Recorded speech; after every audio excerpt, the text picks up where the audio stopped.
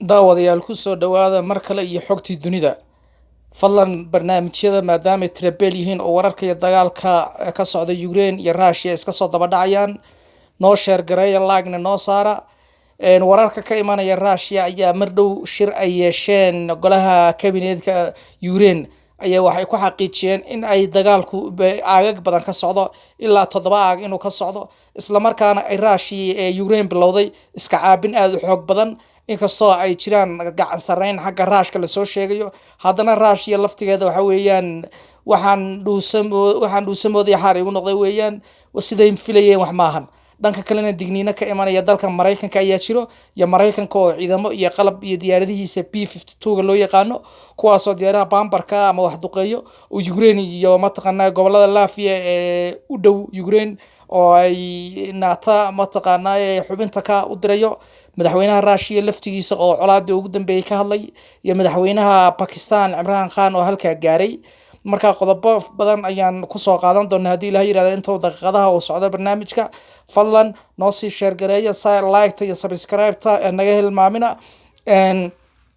wararka ka imanaya dalkaasi Ukraine ayaa waxay sheegaysaa in Russia ay bilowday duqeymo aan kala joogsi lahayn ayagoo digniino kala duwan oo ka soo baxaya dalka Mareykanka oo ku aadan colaadahaasi sii baahayo iyo cambaareynta ka imanaysa qaramada midoobay ay sii kordhayso qaramada midoobay iyo dalalka dunida ayaa baaq degdeg ah waxay u dirayaan dalka Russia si ay u joojin lahayd colaadda Russia ayaa u muuqata mid aan mataqaanaa dhag jalaq u siinin wasaaradda arrimaha dibadda ee Ukraine ayaa xaqiijisay in duqeymo fara badan ay ka geysatay Russia goobo muhiim ah kuwaas oo dadka shacabka ay ku nool yihiin hase yeeshee Russia ayaa sheegayso goobaha ay duqeeyeen in ay ahaayeen goobo taargeeda bartilmaameedna u ah ciidamada sidoo kale Russia ayaa waxay bilowday diyaaradaha MiG-29 ee dalka Russia laga leeyahay duqeymo baxdaaf ah waxay ku hayaan aagaga ay yaalaan raadeerada iyo lidka diyaaradaha waxaa la xaqiijinayaa in ay burburiyeen raadeerka khatarta ah ee Mareykanku sameyn jiray kaas oo loo yaqaan PAC-3 ama Patriotic 3 hase yeeshee ciidamada iyo sidoo kale baqarada kaydka difaaca ee ciidamada militarigu leeyihiin waxaa kaloo la duqeeyay waqooyiga Ukraine waqooyiga Kiev xarun ku taallay oo airport ah ciidamada militariga adeegsan jireen inkastoo dhanka kalena ay la sheegayo in diyaarado fara badan oo ilaa 7 gaarayaan oo u badan kuwa helikobtarada oo Ruushku leeyihiin la soo riday duqeymaha istaba jooga ayay Russia waxay bilowday inay ku cabsi geliso annagoo ka soo xiganayno wakaaladda warbaahinta caalamiga AFP ayaa waxay xaqiijisay inay jiraan dad shacab ah waxyeello badan ka soo gaadhay duqeyntii waqooyiga Ukraine xilli hore oo saaka ka dhacday sidaan ka warhaynay magaalada Kiev ee xarunta Ukraine ayaa waxay ku taallaa xuduudda Belarus iyo u dhow ayadoon wax ka badnayn wax ka yar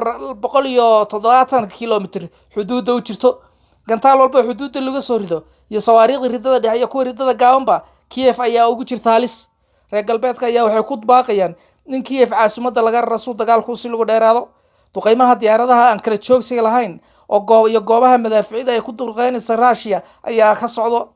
Russia ayaa wajigabax oo kala kulantay magaalooyinka Kharkiv taas oo ay subaxnimada hore saaka ku soo kalaaday laakiin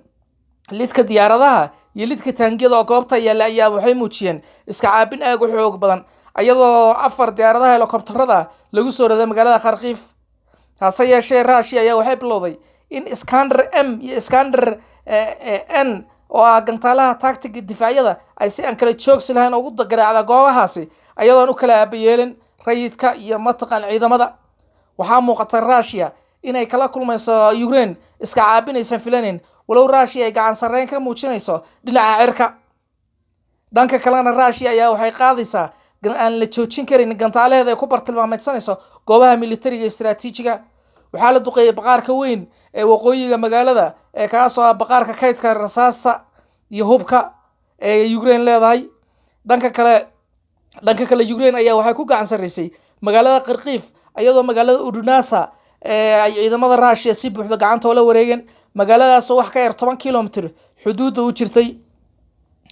dhanka kalena kooxaha gooni-u-goosadka reer bariga ayaa dhaqdhaqaaq xoogan bilaabay ayagoo iyaga laftigooda cagta mariyay tuulooyin iyo degmooyin aad u fara badan hase yeeshee ciidamada Ukraine ayaa waxay bilaabeen iska difaac aad u xoog badan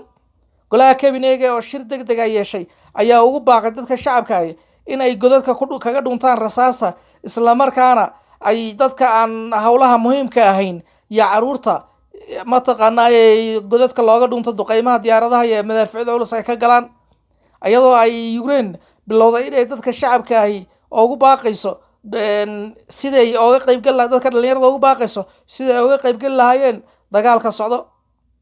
dhanka kale Mareykanka ayaa wuxuu muujinayaa in uu bilaabay in uu telefoon si toos ah kula hadlo madaxweynaha dalka Ukraine isla markaana madaxweyne Biden iyo madaxweynahaas ayaa waxay ka wada hadlayaan sidii caasimadda looga durjin lahaa meesha Kiev maahan magaalo kale loogu magacaabi lahaa maadaama Kiev ay tahay magaalada ugu horeyso ay Ukraine markay ka soo galaan dhanka Belarus ay qabsan karaan isla markaana xuduudda u jirto 170 kilomitir taasoo difaaceedu ay ku soo jebin karayaan muddo ka yar hal asbuuc